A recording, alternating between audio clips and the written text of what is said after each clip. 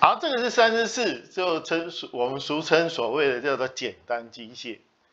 机械哪有简单？机械都不简单。那哪些是一些机械东西呢？就是汽车啦、机车啦，还有这个脚踏车啦，这些都是属于机械的啊。或者说你们现在所吹的冷气啊，这些也是机械。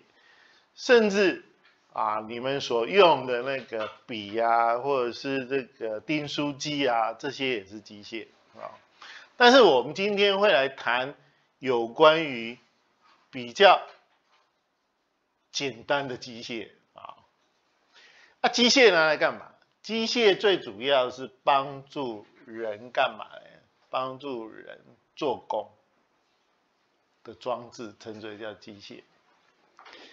那一般都是几个东西所组成的啊，斜面、杠杆、滑轮、轮轴啊，所以呢，斜面、杠杆、滑轮、轮轴是我们今天要讲的一个重点啊。那这些元件就称之为叫做简单机械。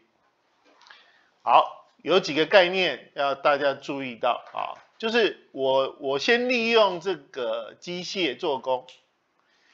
施力给机械做工，机械在对负载做工。什么叫负载？负载就是像你啦，或者是比如我举个例子，比如说订书机，你对订书机做工，订书针就对谁做工？纸，对，那个纸就是什么？负载啊，那个纸就是负载。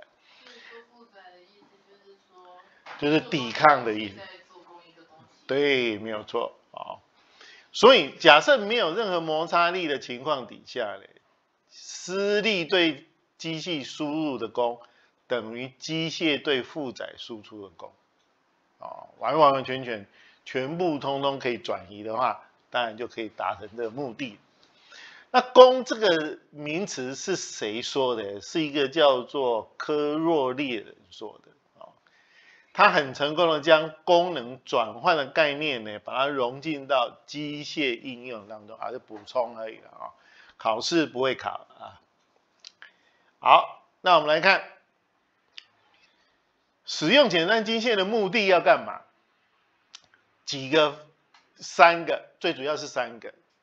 第一个省力，第二个省时，第3个操作方便。这3种所以使用任何简单机械的好处，仅能有上述3种功能的其中之一而已没有说又省力又省时的，没有这种东西好，那操作方便也是一样看你要操作方便还是要省力又省时就只能其中一个而已了。好，那有哪一些是属于我们生活常见的呢？好，它的特性是什么特性呢是只能传递或转换功跟能，不会增加或是减少功跟能这个是它的特性。那在这边给你们画了4张图，第一个叫斜面，第二个叫杠杆，第3个叫滑轮，第4个叫做轮轴那这个呢，斜面的话，常常会在什么地方看到呢？就是那个残障的那个坡道，为什么？因为残障坡道呢比较省力一点，你要推轮椅上去比较省力。杠杆什么时候会看到呢？游乐场，跷跷板。那滑轮什么时候会看到呢？像一般的那个施工的场所，常常要把重物吊上去的时候，铁卷门也算铁卷门也有这个东西那轮轴更不用讲了你们每天所骑的脚踏车都有轮船门把也算门把也算，对，所以他说寻找生活有哪些设施器具跟上述4个简单机械有关系的呢？好，来，斜面是什么？螺丝钉。杠杆像夹子，滑轮就是升旗杆的滑轮，轮轴就是喇叭锁啊，这些都是常见的啊。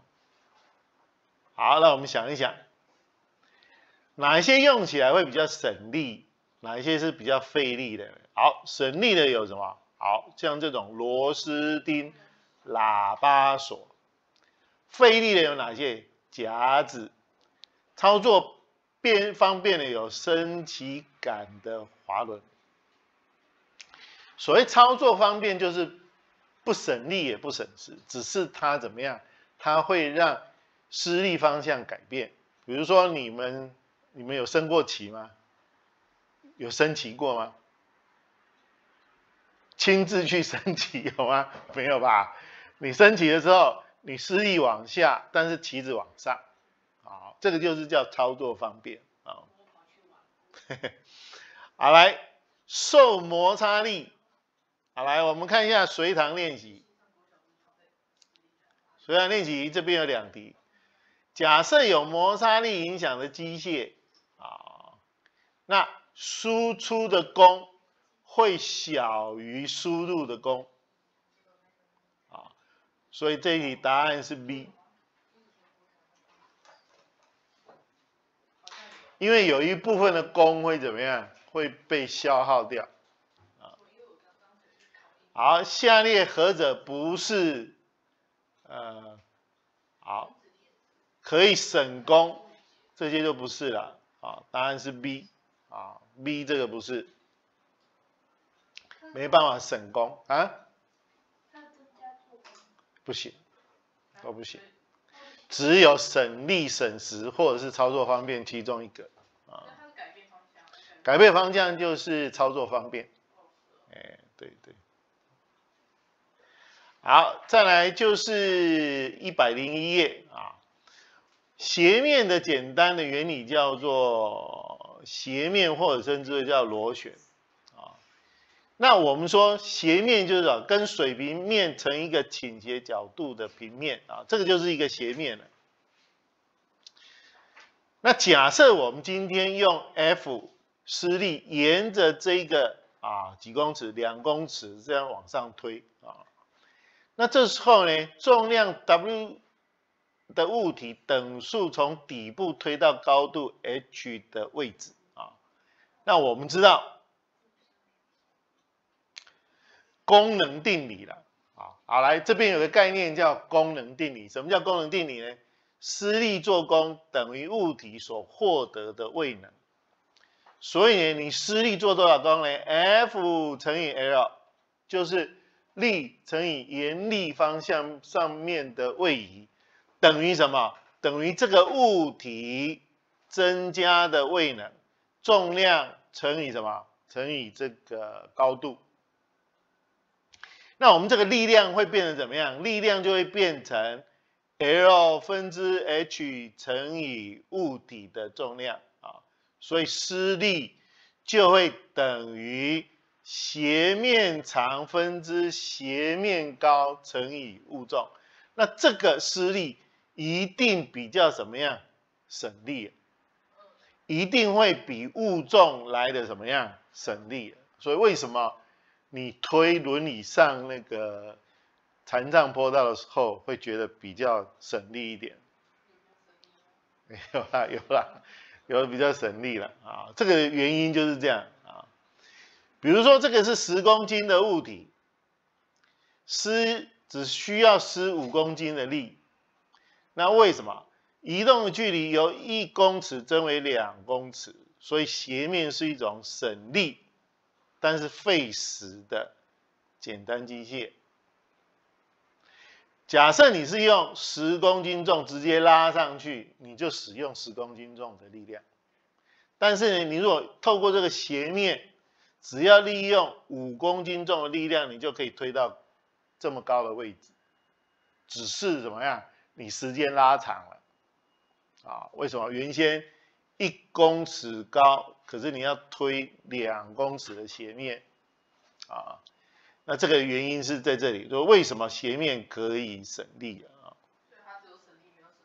对，所以因为呢 L 一定大于 H， 就是斜面一定大于斜高啊，一定大于高度嘛，对不对？所以外力的 F 一定小于这个物体的重量，所以达到省力的效果。假设斜角越小，斜面越长，就越省力了。但是呢，就比较怎么样花时间。所以像我们有哪些例子是可以用得上的？比如说无障碍坡道啦，或者是用斜面把货物推到货车上面啦，或者是你们坐山路都是盘旋而上啊。那你说为什么不要做一条路这样直直就给它上去？很快，但是也蛮费力的，那个叫好汉坡，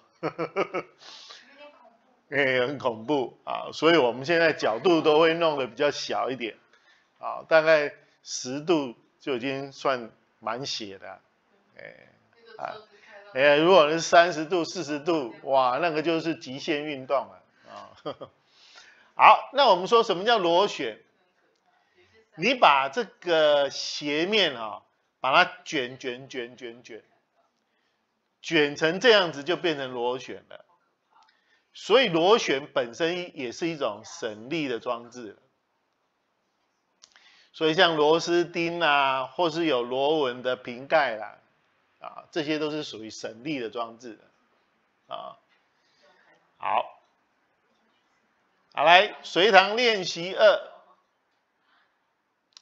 斜面的高度固定为50公分，那哪一种斜面高度斜面长度，抱歉，斜面长度是50公分，那哪一种是最省力的呢？好，来，高度越低越省力，所以答案是什么 ？A 呀。它不是问你斜面的长度，斜面的高度。国文有问题啊。好，再来，有关于斜面的叙述，哪一个是错误的啊？斜面一定是一个省力的装置，对的。好，可以使用较平缓的斜面，可以省更多的力，这是对的。山路呢是利用斜面的原理，对的。螺旋是斜面的应用，可以省功，错的，不省功。所以答案是猪。是你只是做工。对，做工不省功施力会比较轻省一点。螺旋就是你把它展开来，它就是一个斜面。所以比如说我举个例子啦，你要钉钉子。你觉得用螺丝的方式卷进去，还是用铁锤打进去，哪一个比较省力啊？锤子会比较大的劲嘛？对。好，来第3题，假设长度是100公分，高度为60公分，将300公斤重的物体抬高这个20公分，假设需要施力多少公斤重？好，来，那我们来看一下，它现在这个是施力多少，跟这个20公分有没有关系啊？没有关系，所以就是什么？100×60乘以300这样子，所以答案是哪一个啊？就是乘以多少3/5，所以这边是180。好，这里就要考虑到了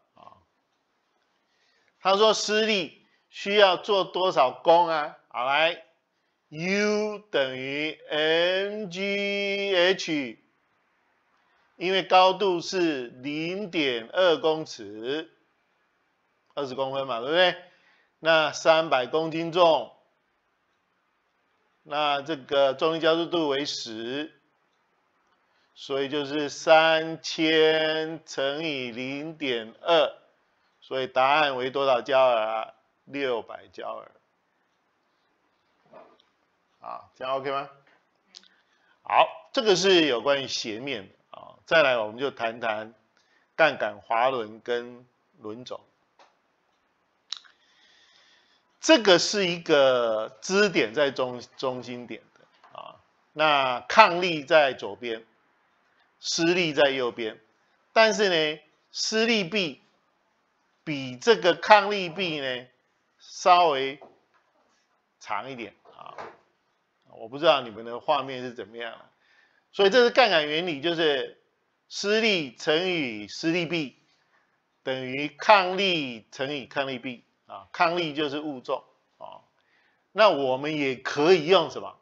用做多少功等于出多少功，因为你施力呢，所施的力跟它的位移是 S 嘛，对不对 ？F 乘以 S 就是它的输入的功，那所做的功就是这个抗力身上的高度，做的功是 F 乘以 S 嘛，对不对？那它所输出的功就是 W 乘以这个 H， 可以吗？抗力是 F 乘以，不，施力是这个功是施力乘以 S， 会等于这个抗力增加的位能。如果 W 乘以那个这个啊，如果乘以猪的话是这个叫杠杆原理。这个有两个概念的，一个叫做杠杆原理，杠杆原理就是利用我们2之5的那个原理，就是施力乘以施力臂等于抗力乘以抗力臂。那这个功能原理就是所做的功等于所输出的功。现在所做的功是 F 乘以 S， 可以吗？力乘以施力方向上面的位移，是不是做的功啊？那所增加的功就是增加的位能，是不是这个 W 乘以这个高度啊？所以这个就称之为叫做功能定理。功能定理。好，那为什么这个很重要？因为跟我们后面的考题有关系啊，所以我们继续讲下去啊。好，那有哪一些一定是省力，一定是费时的？因为呢，你的施力小于抗力，所以会造成一个什么结果呢？所以施力点移动的距离一定大于抗力点移动的距离，就像图3这样子。比如说你施力在这里，你要把它拉到这里来，同样的你这个距离，这个 S 的距离大于这个抗力的距离，所以你就费时啊，费时。好，这样可以吗？但是呢，假设你今天是施力点是在中心点，抗力点是在最外围，你这时候你施力这么短的距离，可是你的抗力点是这么长的什么距离，所以你这边一定会怎么样？费力吧？一定要费力嘛。所以，因为你施力大于抗力，所以施力点的移动距离小于抗力点的移动距离。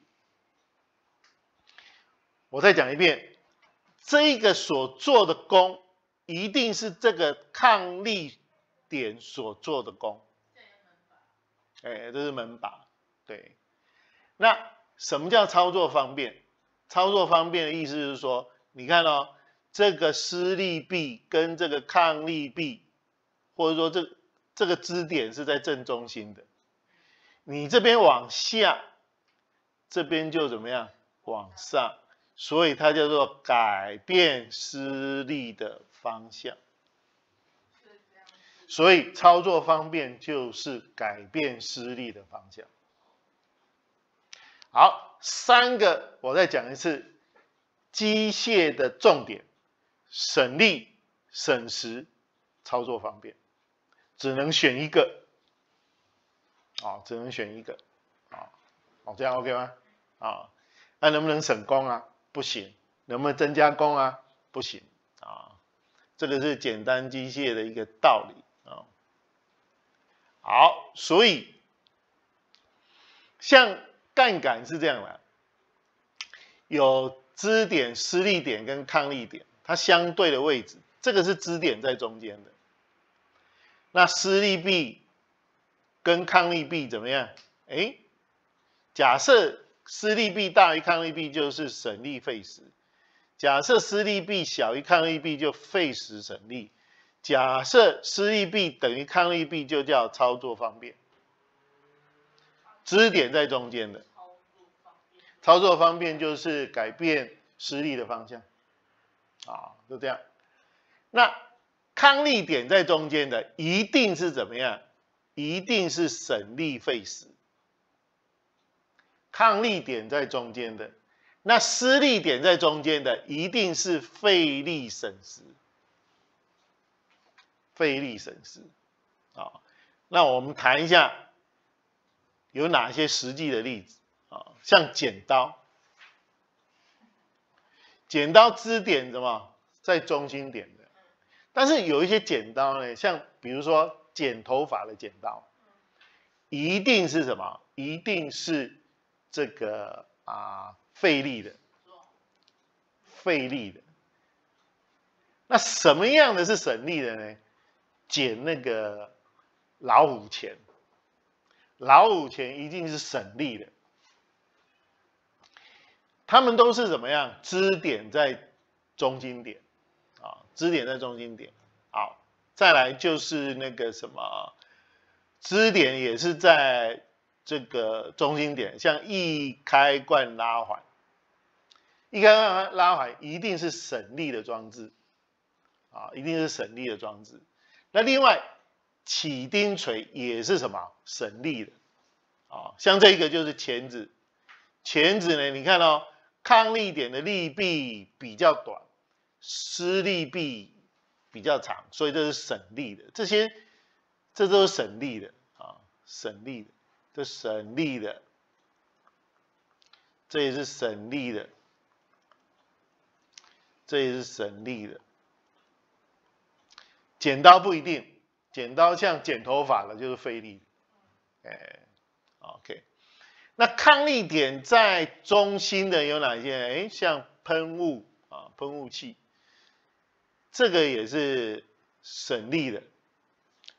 这个侧刀也是什么？省力的。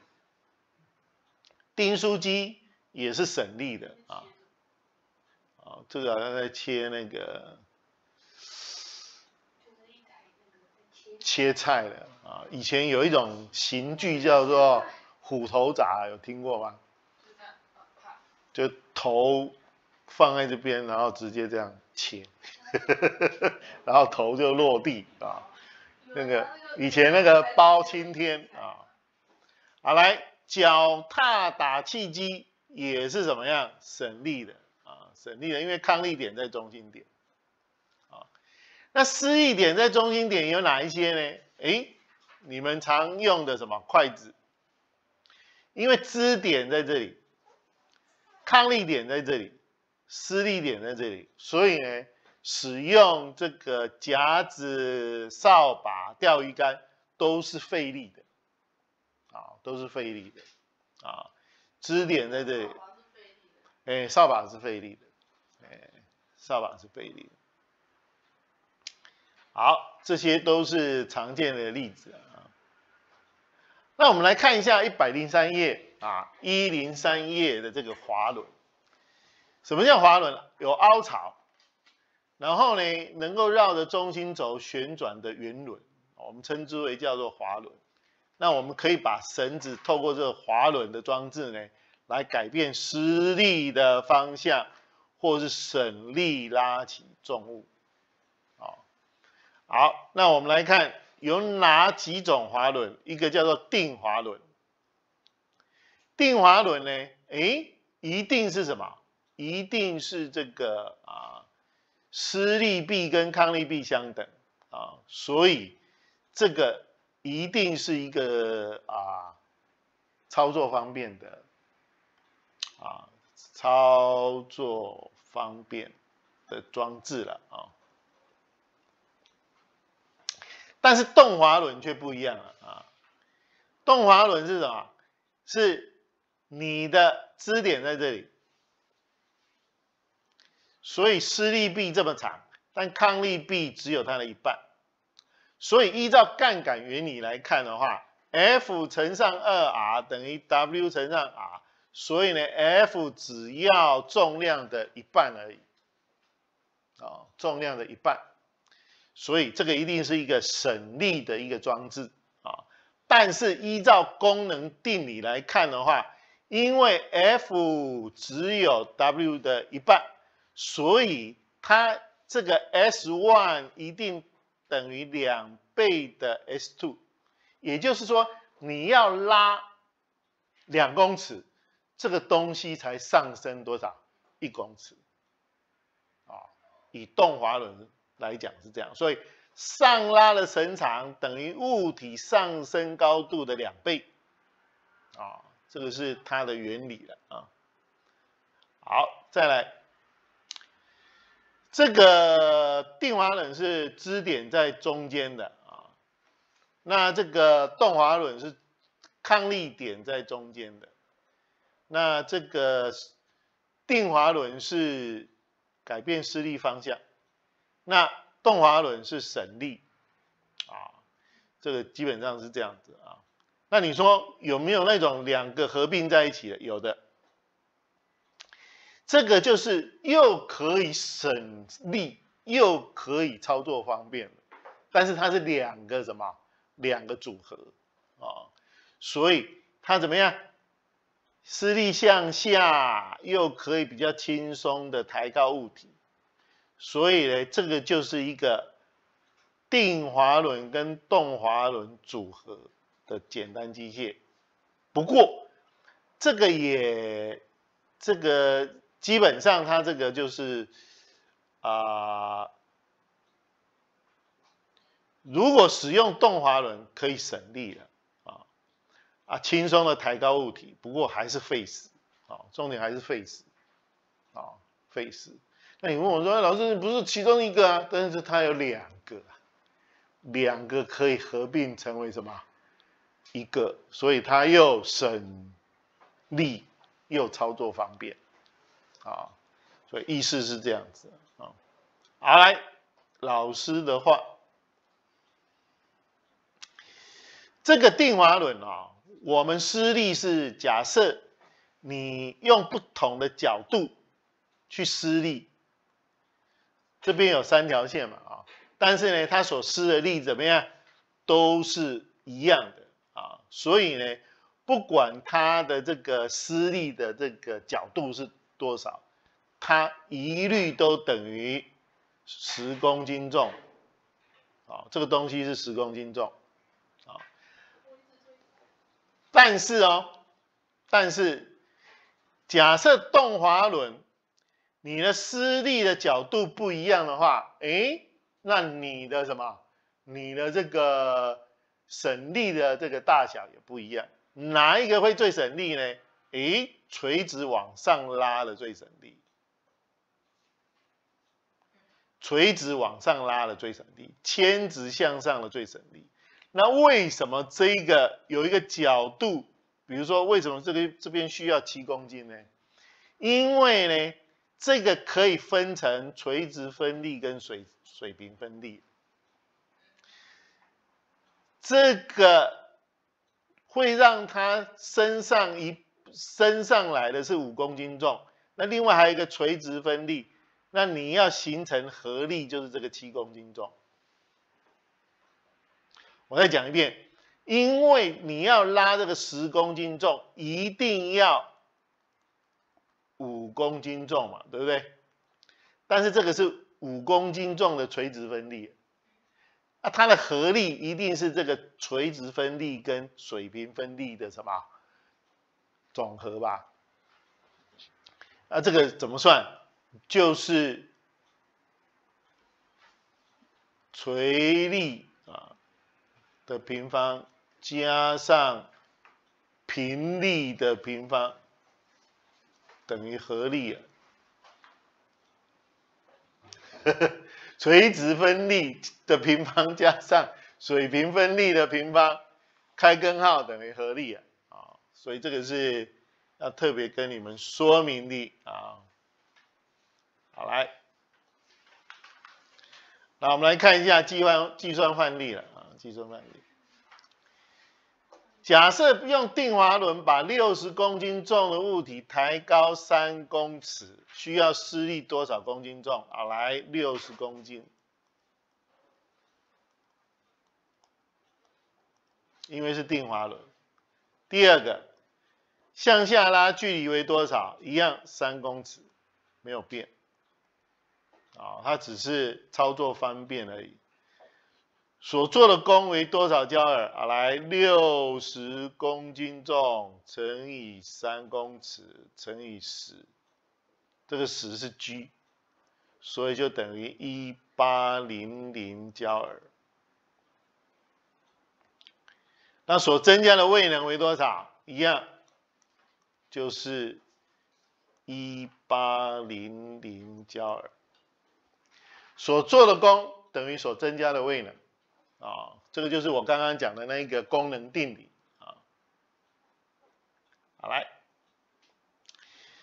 使用动滑轮动滑轮60公斤重抬高3公尺，请问一下需要施力多少公斤重？好，来，动滑轮的话就是60乘以1/2，所以就等于30公斤重。好，来第二题，30公斤重，你要下拉不知道多少公尺，等于这个60公斤重抬高了3公尺。那请问一下，这个下拉是几公尺啊？3乘以2不是哦。也可以啦如果你想要这样子，我只是用这种功能定理算给你看了。这是所做的功等于所增加的位能，所以呢，这个 H 就等于多少？6公尺。那施力所做的功为多少一样没有变了一样是60公斤重乘以10乘以3，一样是1800焦耳。你说老师，我想用30可不可以？30也可以，30乘以10乘以6也可以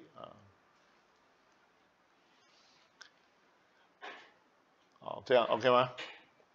好，所增加的位能是多少？位能算 U 等于 mgh， 所以呢，60公斤重乘以10乘以3，一样是1800焦耳。好，这样 OK 吗？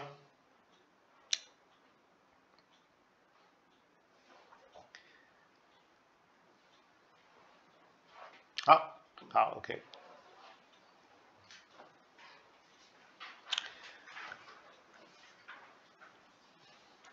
好，我们谈一下轮轴了轮轴大家比较常见就是喇叭锁或者是家里车子的那个方向盘这是轮轴一般你们每天都应该会碰到轮轴啦我开门一定要碰到轮轴那就是在同一个轴承上面的机械称之为叫轮轴，半径大的称之为叫轮，小的称之为叫轴，轮转一圈，轴也转一圈，那它基本上是杠杆原理的应用。那转轴为支点，半径为力臂，所以呢，假设你今天这个轴呢，你给它放了一个 W 的东西那你这边的这个轮呢，它的这个半径是大 R， 那轴的半径是小 r， 所以呢，你 F 乘上大 R 等于这个物体的重量乘以小 r， 所以这是杠杆原理。那另外还有功能原理，就是所做的功等于这个物体所增加的位能，都是在谈这个概念。没有算式的，就是一个原则，你要记起来，所做的功等于所增加的位能所以假设你今天拉下的绳子长 S， 比上重物上升的距离，就等于轮周长2拍 r 除以轮周长2拍小 r。那这个2拍跟2拍消掉，所以是大 R 除以小 r。好，这样 OK 吗？所以这个就是这边一个例子了所以这边告诉我们什么？假设你下拉的绳子跟物体上升的距离，因为下拉的这个绳子呢，一定是比较省力的。那力量比较小，所以下拉的绳子一定会比较长比较长，所以它就大 R 除以小 r 好，当然了，题目有没有那么简单啦？没有那么简单啦，一定是有施力在轮上面的，施力在轮上面一定省力，施力在轴上面的一定是费力施力在轮上省力，施力在轴上一定是费力。那问题说，谁希望费力当然不一样的应用了省力的有哪些呢？螺丝起子、水龙头、汽车方向盘、自行车脚踏板，这些都是省力的。费力的有哪些呢？竹蜻蜓。你为了让它飞，你不会去转那个轮子但是你要旋转那个轴心，一定比较费力的那另外还有什么？这个擀面棍。擀面棍呢，你只要怎么样施力一下下，它能够大面积的把那个面团给怎么样擀平所以这种擀面棍，但是比较费力当然这个卡车你们比较少看到了就是说我们那个轴那个什么脚踏车的那个轮胎那个轴心，那轴心实际上是比较费力的比较费力的那这个都是轮轴的一种应用好，哇，来我们来看一下这一题105页。好，有2位同学，因为那个我印的不好，所以我又印了一个新的给你。那个你要看新的105的，模糊掉的那个不要看了好，这个使用轮轴把60公斤重的物体抬高3公尺高，已知轮跟轴的半径比是3:1。假设你施力在轮上面，至少需要施力多少公斤重？好，来，我们来看一下，这边是施力 F 乘以施力 B 是3，等于抗力乘以1。现在抗力是60。那施力 B 是抗力 B 是1，那 3F 就为多少呢？好，来60除以3，所以就等于20公斤重。好，那拉下的距离，呢 ？F 乘以拉下的距离是 S， 等于抬高的啊，比如说你现在施力是60公斤重，那你现在抬高3公尺，那你现在算出来这边 F 等于多少呢？啊，这 F 等于20，那乘以这个 S， 所以这边是60公斤重乘以3，所以这 S 就为几公？啊？好，9公尺，9公尺。啊，施力所做的功为多少焦耳？好，来，一样都是多少？好，来20乘以，因为现在重力加速度为多少？10啊，重力加速度是10啊，就是200牛顿的意思了啊，乘以9公尺。施力所做的功就为这个是这是第一个啊，这是第二个，这是第3，所以施力乘以沿力方向上面的位移，20公斤重等于200牛顿，所以呢就等于多少？1800焦耳。好，那重力所做的功是多少呢？来60公斤重嘛，对不对？乘以10乘以3，所以一样是1800焦耳。好，这样 OK 吗？好，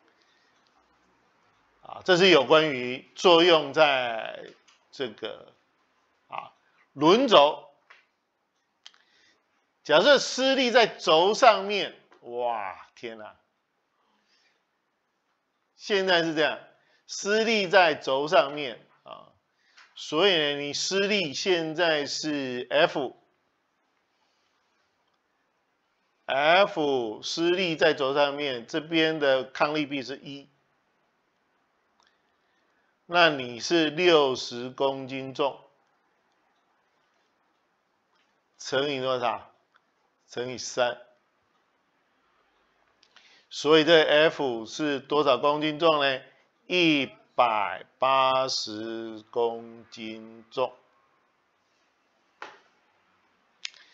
好，拉下的距离为多少公尺呢？好，180公斤重乘以拉下的距离，等于现在轮子是抬高3公尺啊，所以呢就是60公斤重乘以3，所以呢它只要拉几公尺啊？1公尺就可以了。好，施力所做的功是多少呢？好，来一样3，给各位算一下。这个功呢等于 F 乘以 S， 好，180公斤重要换成牛顿哦，乘以10，再乘以1，所以一样是1800焦耳。好，来再来第4个。重力的位能是多少？好，来 U 等于 mgh，m 等于60，g 等于10，h 等于3公尺，所以一样是1800焦耳。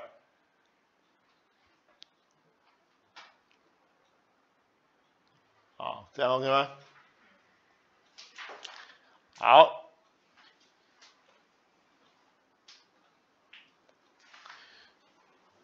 好，最后我们来看一下随堂练习啊。随堂练习呢，哪一个是省力的？啊，一开关是省力的，起钉器是省力的，面包夹子跟筷子都是费力的啊，所以甲跟丁，甲丁，所以这答案是 C。有一个轮轴，它的半径跟轴的半径比是4:1。好，轮轴的一个概念，轮转一圈，轴也转什么一圈，所以答案是 C 啊，千万不要被这个概念所混掉了啊。好，使用定滑轮和动滑轮的目的是什么？定滑轮是改变施力方向，那动滑轮一定是省力，所以答案是猪。